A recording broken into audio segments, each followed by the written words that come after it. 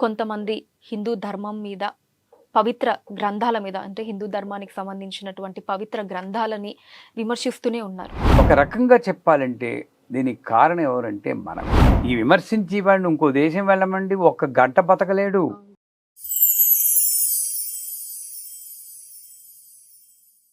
గురుగారు, ఈ మధ్య కాలంలో హిందూ ధర్మం గొప్పతనాన్ని గూర్చి ఎంతోమంది ప్రవచనకర్తలు ఎంతగా ప్రవచించినా సరే, కొంతమంది హిందూ ధర్మం మీద, పవిత్ర గ్రంథాల మీద, అంటే హిందూ ధర్మానికి సంబంధించినటువంటి పవిత్ర గ్రంథాలని విమర్శిస్తూనే ఉన్నారు. శంకరాచార్యుల వంటి మహానుభావులు నడియాడిన ఈ వేద భూమి మీద వారిలాగా హిందూ ధర్మాన్ని మనం బలంగా తీసుకెళ్ళలేకపోతున్నాం అంటారా ప్రజల్లోకి? అసలు మీ ఛానల్ పేరే ధాత్రి అని పెట్టుకున్నారు. అక్కడ నుండి భూమికి ఇంపార్టెన్స్ ఇచ్చాం. ఈ భూమి మీద పుట్టిన ప్రతి జీవి హిందూ ధర్మంలో గొప్పది ఏమిటంటే ద్విపది, చతుష్పది, అష్టాపది, నవపది, బభూభుషి, సహస్రాక్ష, ప్రమేయ వ్యోమనం. ఏ మతంలో కూడా కీటకాలని, జంతువుల్ని గురించి ఆలోచించలేదు ఇంత ఇదిగా. ఇది తప్పితే రక్షణ లేదు అక్కడ. చిన్న 2 కాళ్ళ జంతువు, 4 కాళ్ళ జంతువు, 8 కాళ్ళ జంతువు, జర్రులు, అవి కూడా సుఖంగా ఉండుగా కానీ ప్రార్థించింది ఒకటే, హిందూ ధర్మం మాత్రం. లోకా సమస్త సుఖినో భవంతు అన్నది హిందూ ధర్మం. నా కంట్రీ మాత్రం బాగుండాలని పేరు కాదు, ఒక కంట్రీ చెప్తుంది, అది మన భారతదేశం. అంచేత అటువంటి వేద భూమిలో మంచి కొన్ని వేల సంవత్సరాల చరిత్ర గల ధర్మం. కాకపోతే ఇక్కడ ఏమిటంటే దేశకాల పరిస్థితులు బట్టి మారిపోతూ ఉంటుంది. ఆ రోజుల్లో ఒక ప్రవచనం చెప్పారంటే వాళ్ళు విని, లెర్న్, ఇంప్లిమెంట్, ఎక్స్పీరియన్స్, ఈ 3 పదాలు గుర్తుంచుకోవాలి. వినండి, నేర్చుకుని ఇంప్లిమెంట్, ఆచరించండి. బోల్డ్ మంది ప్రవచనకర్తలు ఉన్నారు. సామవేదం వారు ఉన్నారు, క్షాగంటి వారు ఉన్నారు, గరికపాటి వారు ఉన్నారు. అందరూ మహానుభావులు. వీళ్ళందరూ చెప్పింది వింటున్నాం, ఆచరించింది ఎంతమంది? వాడు ఆచరిస్తే ఇంకోసారి ప్రవచనానికి వెళ్ళక్కర్లేదు. నన్ను అడిగితే ఏదో తెలిసిపోయింది. కనుగొంటిని యురేకా అన్నాడు కదా, ఆ యురేకా అయిపోతాడు వాడు. వీడు వింటున్నారే కానీ ఆచరించటం లేదు. అంచేత వాళ్ళు మహానుభావులు హిందూ ధర్మం యొక్క గొప్పతనాన్ని చెప్పినా, శంకరాచార్యుల వారు, ప్రభుపాద లాంటి వారు వీధుల్లో నడుస్తూ హరే రామ హరే రామ రామ రామ హరే హరే హరే కృష్ణ హరే, వాళ్ళ కోసం కాకుండా జగత్తు కోసం ఈ హిందూ ధర్మాన్ని ప్రచారం వరకు, అందుకే వాళ్ళని ధర్మ ప్రచారకులు అన్నారు. ఈ ఖాళీగా మనలాంటి వాళ్ళు సంసారంలో ఉన్న వాళ్ళు చేయాల్సిన పని మనం చేయకపోవడం వల్ల మధ్యలో కొంతమంది నాస్తికులు బయలుదేరి పని పాట లేకుండా ఏ ధర్మం వల్లైతే వాళ్ళు తిండి తింటున్నారో, గాలి పీలుస్తున్నారో, సుఖంగా బతకగలుగుతున్నారో, ఈ విమర్శించి వాడిని ఇంకో దేశం వెళ్ళమండి ఒక్క గంట బతకలేడు హిందూ ధర్మం లేకపోతే. కష్టం. ఆ ధర్మాన్ని విమర్శిస్తున్నాడు అనకూడదు. కానీ కొంతమంది సినిమా వాళ్ళు కూడా దీన్ని అపహాస్యం చేస్తూ కామెడీ రోల్స్లో పెట్టే మనము ఆనందిస్తున్నాం. కృష్ణుడి కింద వాటి కింద వేస్తున్నాం. ఇది మనది తప్పే. అంచేత ఒక రకంగా చెప్పాలంటే దీనికి కారణం ఎవరంటే మనమే. మనం మొట్టమొదటి చేయాల్సింది ఏంటంటే, మన శాస్త్రంలో చెప్తారు ప్రతి ఒక్కరూ గ్రంథ పఠనం అని అంటారు. హిందూ ధర్మం దాకా వెళ్ళద్దు మనం. పెద్ద బాల శిక్షణ ఎప్పుడైనా విన్నారా? చూసారా పుస్తకం? విండమే. మా చిన్నప్పుడు అది పెద్ద గ్రంథం. భగవద్గీతల్లోనే చదవలేకపోవచ్చు, కానీ భగవద్గీతని అర్థం చేసుకోవడానికి పెద్ద బాల శిక్షణ నాకు ఉపయోగపడింది. చిన్నప్పుడు మా అమ్మగారు చెప్పేవారు. దాంట్లో నీతులు ఎలా ఉండాలి, దాన్ని అబ్స్ట్రాక్ట్, హిందూ ధర్మం యొక్క అబ్స్ట్రాక్ట్ అంతా పెద్ద బాల శిక్షలో ఉంది. అది ఇప్పుడు చెప్పేవాడు లేడు. నేను వివేకానంద కాలేజీలో చదువుకున్నాను, మెడ్రాస్లో శ్రీ కన్యకా పరమేశ్వరి దేవస్థానం స్కూల్లో చదువుకున్నాను. ఆ స్కూలే కాదు, ఆ కాలేజీ కాదు, నేను చదువుకున్న ఆ టైంలో ప్రతి స్కూల్లోనూ పొద్దున్నే ఒక పీరియడ్ ఉంటుంది, ప్రార్థన అని. ఇప్పుడు ఒక్క స్కూల్ చూపించిన ఒకటే రెండో ఉంటాయి, కానీ ఎంతసేపు ఎంసెట్ ఈ సెట్ ఆ సెట్ ఈ సెట్ అని రుద్దేస్తున్నారు. కానీ మన హిందూ ధర్మం కానీ అసలు హిందూ ధర్మం మానవ ధర్మాన్ని చెప్పించే ఆధ్యాత్మిక పీరియడ్ అనేది తీసిపారేశారు. అది తీశారు.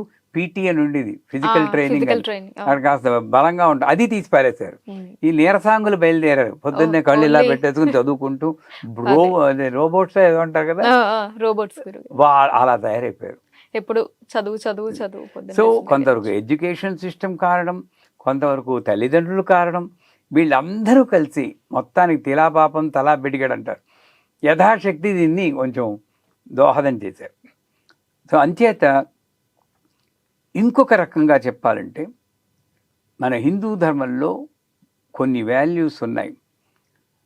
వర్ణాశ్రమ విధాయిని అని ఒక పదం ఉంది. ఆ బ్రహ్మ కీటజన్ని వర్ణాశ్రమ విధాయిని లలితా సహస్రనామంలో వస్తుంది.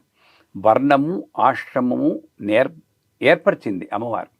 అంటే వర్ణం అంటే మన వాళ్ళు క్యాస్ట్ అన్న ఫీలింగ్ తీసుకొచ్చారు, అక్కడ పొరపాటు చేశారు.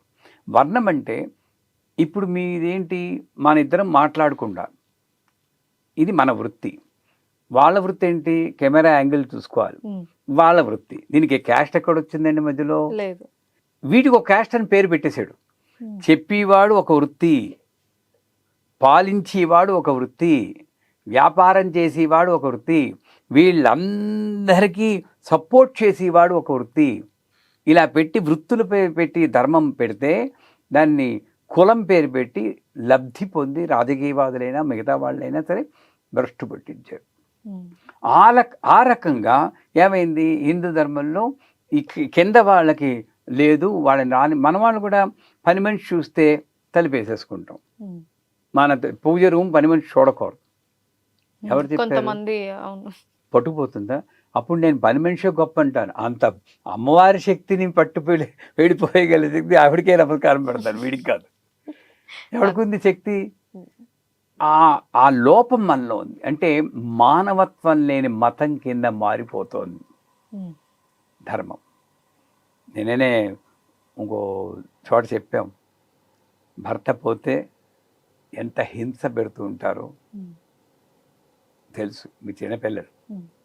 ఒక ఉరి తీసి వాడిని తీసుకెళ్ళినట్టు 4 గంటల తెల్లవారుజామున రాజమండ్రి అది గోదావరి గట్టం పెట్టి వాడికి గాజులేసి బొట్టు పెట్టి దాన్ని బద్దలు కొట్టి మళ్ళీ ఎంత అమానుషత్వం.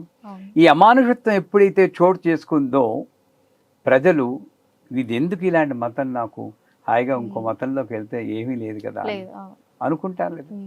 ఎందుకు ఈ మానవత్వం లేనటువంటి కొన్ని ధర్మాలు మన సరిగ్గా అర్థం చేసుకోకుండా పాటించడం వల్ల కూడా కొంతవరకు హిందూ ధర్మానికి మనకి బాధ కలిగించేటటువంటి ఆచారాలు ఏవైతే ఉన్నాయో గురుగారు, మరి హిందూ ధర్మంలో భాగంగానే వచ్చాయంటారు. ఇప్పుడు మీరు చెప్పినటువంటి సరే వితంతువిని చేయటం పద్ధతి అది ఏదైతే ఉందో నిజంగా అమానుషంగానే ఉంటుంది, చూసే వాళ్ళకి బాధ కలిగిస్తూ ఉంటుంది. మరి ఇది హిందూ ధర్మంలో భాగంగానే వచ్చిందంటారా, లేకపోతే మనుషులు సృష్టించుకున్నదంటారా? ఇది ఆచారం వేరు, శాస్త్రం వేరు. శాస్త్రం అయితే ధూమావతి అన్న దేవత దశమహావిద్యల్లో ఉండదు. Dhumavati is old ugly widow, wearing a torn sari, చిరిగిపోయిన చీర కట్టుకుంటుంది, బోర్లించిన చేట పెట్టుకుంటుంది, కాకి ఎక్కువ ఉంటుంది, వికారంగా ఉంటుంది. ఆవిడ్ని పూజిస్తే అష్టైశ్వర్యాలు వస్తాయట. అందుకే మా వాళ్ళందరూ కామాఖ్యకి జూన్లో వెళ్ళి ఆ ఎర్ర మొక్క తెచ్చుకోవడానికి వెళ్ళిపోతూ ఉంటారు. ఇవన్నీ చూస్తుంటే శాస్త్రంలో లేదు, కానీ నేను దాన్ని తప్పు పట్టలేదు. పూర్వకాలంలో స్త్రీకి రక్షణ లేదు, పురుష మేల్ డామినేషన్ విపరీతంగా ఉండేది. అందుకే అప్పటి నుండే వచ్చాయి స్త్రీలు రుద్రం చదవకూడదు, పురుష సూక్తం చదవకూడదు, అది చదవకూడదు, అదేపు ఒంటింట్లో కూర్చుని ఇలా చేయడమే, అలా తొక్కి పెట్టేశారు. అందువల్ల తొక్కి పెట్టారు, కానీ రక్షణ లేకుండా క్షమించాలి. ఎక్స్ట్రా మ్యారిటల్ రిలేషన్షిప్స్ కూడా ఆ రోజు కూడా ఉండేవి. రహస్య ఈ స్త్రీకి ఓర్పు ఉండేది కాబట్టి పెద్దవాళ్ళు అమ్మ ఏమైనా మాట్లాడకు అని చెప్పి ఓర్పు సహనం పెట్టారు కాబట్టి బయటకు వచ్చేది కాదు. అలాంటి స్త్రీకి ఎవరైతే ఆలంబన కింద ఉంటారో ఒక పురుషుడు, వాడు కూడా వెళ్ళిపోతే ఇంకా మిగతా పురుష ప్రపంచం విచ్చలవిడితనంగా ఉంటుంది కాబట్టి ఆవిడ తట్టుకోలేదు ఆ ఆవిడ ప్రపంచంలో. ఆవిడ రక్షణ కోసం ఆవిడ అనుమతితోటి ఇలా తీసి అందవిహీనంగా చేసి రక్షణ. మేబీ అది నా లాజిక్ అంతే, అది నిజమని చెప్పట్లేదు. కానీ ఇప్పుడు దేశకాల పరిస్థితి మారిపోయింది, ఆ స్థితులు లేవు. లేవు. అవును గురుగారు. అంచేత నువ్వేం చేయాలి ఇప్పుడు? హిందూ ధర్మం కాపాడాలంటే పూర్వకాలం బట్టి వచ్చిన ఆచారాలు నేను కాదంటం లేదు, కానీ దానికి ఎదుటి మనిషికి ఫ్రీడమ్ ఇవ్వాలి, బలవంతంగా రుద్దకూడదు. వీళ్ళని పలకరించడానికి మంగళవారం వెళ్ళరండోయ్, మంచి రోజు చూసుకోవాలి, నోట్లో జీలకర్ర వేసుకోవాలి. ఈ జీలకర్ర ఎందుకంటే ఆవిడ చూసిందంటే ఇది పడిపోతుంటే వీడి భయం. అసలు ఒకడు దుఃఖంలో ఉన్నప్పుడు వెంటనే వెళ్ళి, మిగతా మతాల వాళ్ళు వెంటనే వెళ్ళి కాగలించుకుంటుంటే మన హిందూ ధర్మం ఇవాళ మంగళవారం అని చెప్పి దూరంగా కూర్చుంటే ఎవరిది తప్పు? పోయిన దుఃఖంలో ఉంటే వాళ్ళు వెళ్ళకూడదు, వీళ్ళు వెళ్ళకూడదు, ఇవన్నీ మన వాళ్ళు కల్పించినవి. మళ్ళీ అందులోనూ తర్వాత ఎటువంటి అంటే బయటకు వెళ్తున్నా, శుభకార్యాలకి వెళ్తున్నా వాళ్ళు ఎదురు పడకూడదు, ఎదురు పడితే అశుభం. ఇవన్నీ కూడా the fantasies created by the people. నిర్మోహమాటం చెప్తాను, అవన్నీ తీసేయండి. అమానుషత్వంగా ఉన్నటువంటి ఆచారాలు తీసేయండి. ఇవన్నీ మనం కల్పించుకున్నవి. హిందూ ధర్మం అంత ధర్మం, గొప్ప ధర్మం ఇంకోట్లేదు. ఇవన్నీ తీసేస్తే హిందూ ధర్మానికి మించిన గొప్ప మనం ప్రచారం చేయక్కలేదు. మీరు నేను ఎక్కడ ప్రచారం? శంకరాచార్యుల వల్ల వాళ్ళు ఆచరించి 32 ఏళ్ళు బతికినా 300 ఏళ్ళు బతికినంత చరిత్ర సృష్టించి వెళ్ళాడు ఆయన. ఆచరించి ఒక రోల్ మోడల్. ఆ రోల్ మోడల్ చేయడానికి మనకి తర్వాత వచ్చే జన్మ, ఇందాక వచ్చే జన్మని వీడియోలో మాట్లాడుకున్నాం. వచ్చే జన్మ ఎప్పుడు ఉంటుందో వేరే విషయం. ఈ జన్మలో నేను చేయాల్సింది ఏంటంటే మానవత్వం లేని కొన్ని ఆచారాలని నేను పాటించడం మానేసి ప్రతి వ్యక్తి వాడి వృత్తి ప్రకారం సెపరేట్గా ఉంటాడే తప్పి సర్వమానవుల్లోనూ సర్వజీవుల్లోనూ కూడా, మానవుల ముందు తర్వాత జీవుల్లో కూడా అంతర్బహిత్య తత్సర్వం వ్యాప్య నారాయణ స్థిత. ఒకటి వేదం చెప్పింది, సర్వం కల్విదం బ్రహ్మ, అంతటా వ్యాపించే బ్రహ్మ. ఇటువంటి గొప్ప హిందూ ధర్మాన్ని మనం సరిగ్గా పాటించాలంటే ఇందాక చెప్పినట్లు అందరినీ సమానంగా చూస్తూ మన ధర్మాన్ని ఆచరిస్తూ పొద్దున్నే లేవాలి. మనం ఆచరిస్తున్నామా? సూర్యోదయానికి ముందర లేవాలంటే లేచానంటారు. నేను అడుగుతాను, ఈ రోజు సూర్యోదయమా వచ్చి ఇప్పుడు పరిస్థితి అలానే ఉంది. ఇవన్నీ నేను ధర్మం పాటించుకుంటా, హిందూ ధర్మం పోయిందో పోయిందో పోయిందో అంటే ఎవరు చెప్తారు చెప్పండి? అసలు మనం కూడా కాదు. నువ్వు చెయ్యాల్సిన నీ రోల్ నువ్వు చెయ్యి. చేసాకప్పుడు వాళ్ళు పెడతాం మనం హిందూ ధర్మాన్ని ఎవరు రక్షించలేదండి. ఇలా ఈ వీడియో చూసిన వాళ్ళు ప్రతి ఒక్కళ్ళు కూడా వాళ్ళ వంతు కర్తవ్యం చేస్తే కొన్నాళ్ళకో కొన్నేళ్లకో ఈ మలినాలన్నీ పోయి, హిందూ ధర్మం పైకి రాదు, మలినాలు పోయి నివురుగప్పి నిప్పులా ఉండే గ్రహణం పట్టిన సూర్యుడు, ఆ సూర్యుడు పైకి వస్తారు. ఓకే గురుగారు.